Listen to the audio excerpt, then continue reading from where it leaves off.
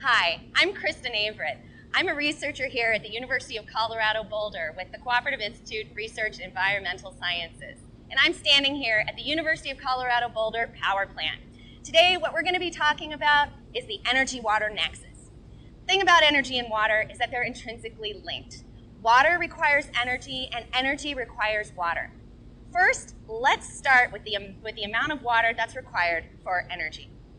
Every part of the energy spectrum requires water. It's required for extraction of our resources. It's required for refining. It's also required for the generation of power at power plants like the one that I'm standing next to. It's also required further on in the process, but we're not going to talk about that today. We're going to actually focus on the amount of water that's required to generate electricity, because over 80% of all the water used by the energy sector is used for thermoelectric power generation. So what is thermoelectric power generation? At many power plants, in fact, 90% of the plants across the United States, the power, it doesn't just require coal or natural gas, it actually requires water. The way these power plants work is that they have a reservoir of water in this power plant. You burn a fuel, say coal or natural gas, or through nuclear processes, and that actually heats up that reservoir of water, generates steam, and that steam turns a turbine. That turbine generates electricity. But the important part of this process is that that steam has to be recondensed. The best and most efficient way to do this is to bring cold water into that power plant. This cold water, or cooling water, is why generation of electricity requires so much water. You must have a continuous supply of cold water. Now, there are two major ways in which you can cool a power plant, and you can provide cooling water. One process uses evaporative cooling.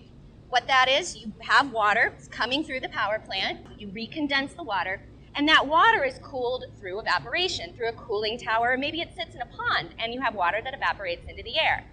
The other way is that you have a power plant that has a continuous supply of cold water.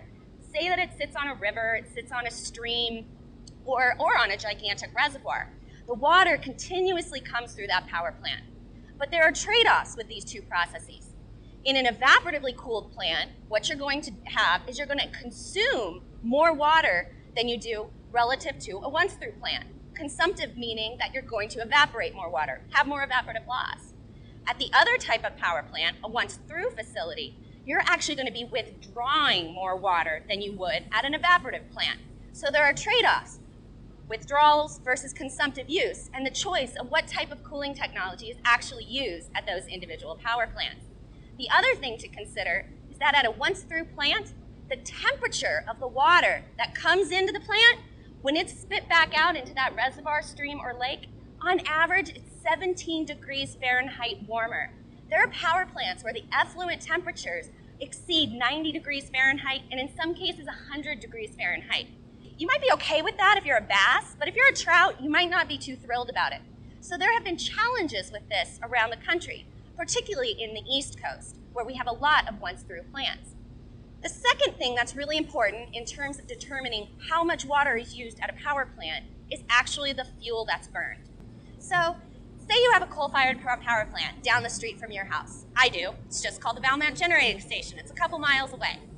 Say that power plant's going to be just decommissioned.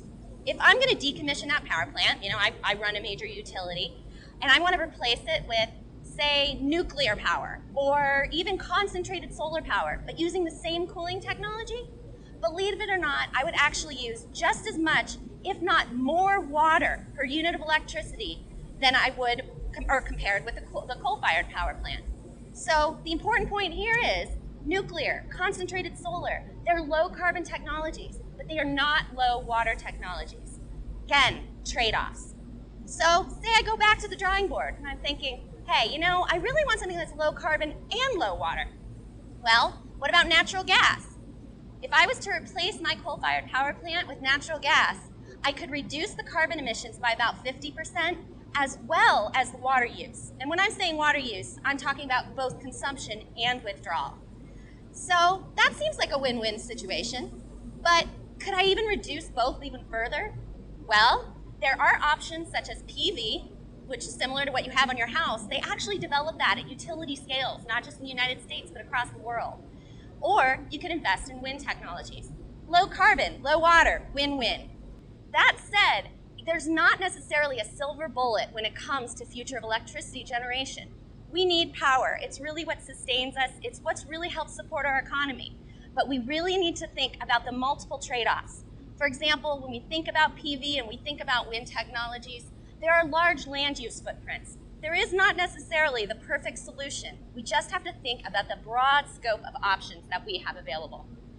Now, one reason that the energy-water nexus, and particularly the water that we require for thermoelectric generation, has become so important in recent years is because of so-called collisions. These are times at which electricity generation at power plants has had to be either curtailed or completely shut off. And this has happened for one of three reasons. The first, if your incoming temperature, the temperature of the water coming into your power plant is too warm, the efficiency of the power plant absolutely tanks. As a consequence, it's not efficient to generate electricity. You have to have that cold water.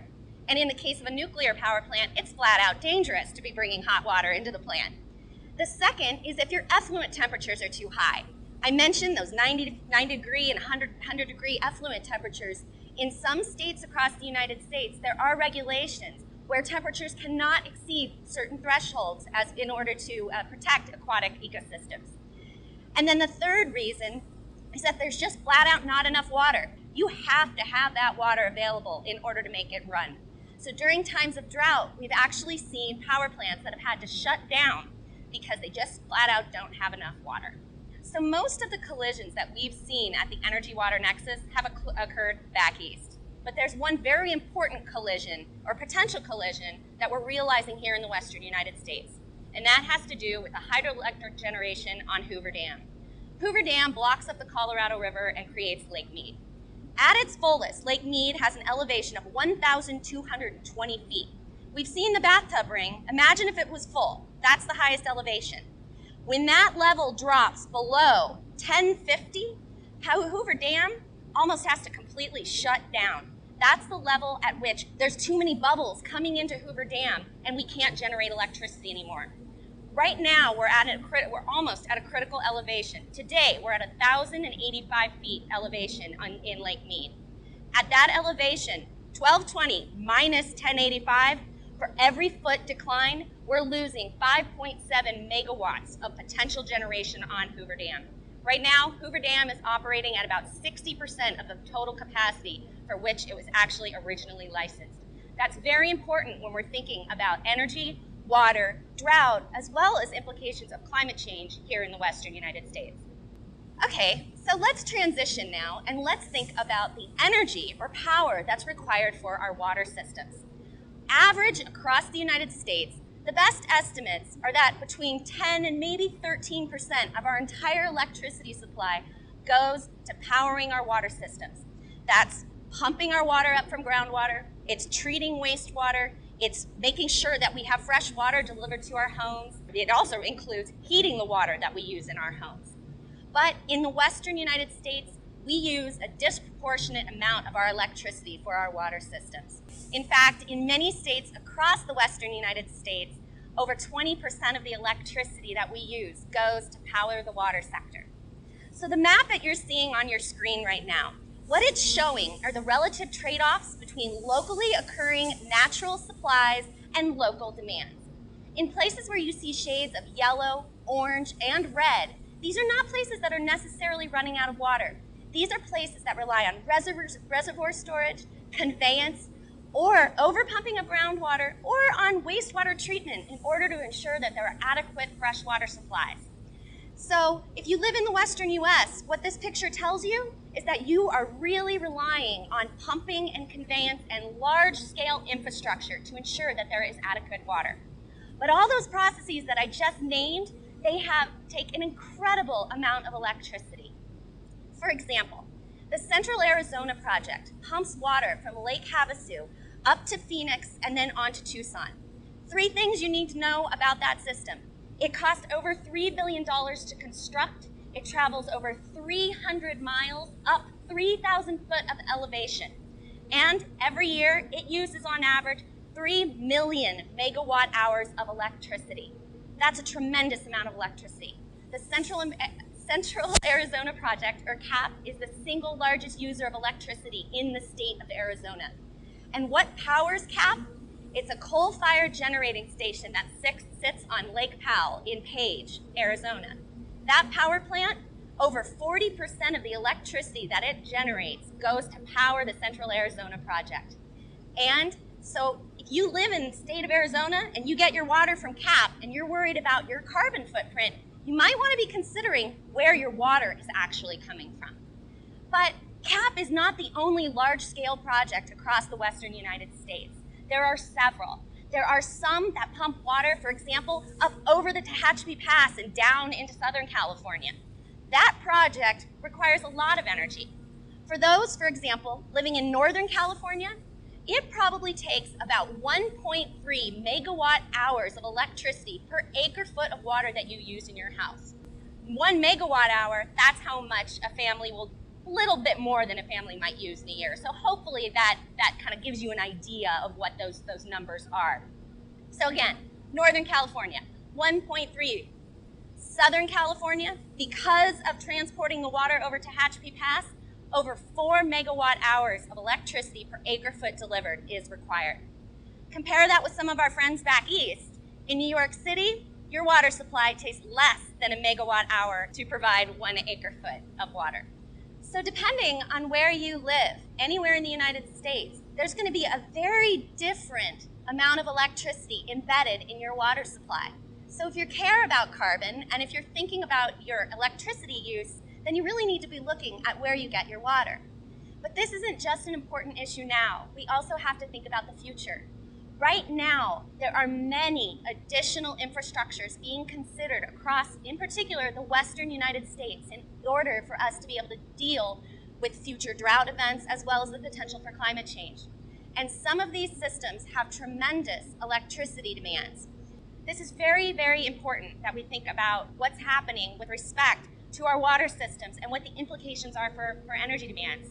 And to circle back in this energy-water nexus, if we're powering our water systems with thermoelectric generation, we're using water for that thermoelectric generation.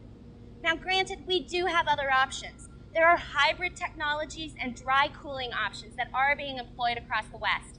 Because we know in the West, we are innovators. We really want to think about what we're doing. But we really are looking at a very different future and how we deal with our water supplies and ensure that we all do have safe drinking water, we do have fresh water available, we can support agriculture and ranching. We need to really be careful. We need to think more holistically. We can't just be thinking about water, we can't just be thinking about energy, we can't just think about carbon or land use. We need to tie those all together. So I hope that you found this really interesting. Energy-water nexus, not something everybody thinks about, but hopefully it was able to drive something home that you'll consider in the future. Thanks.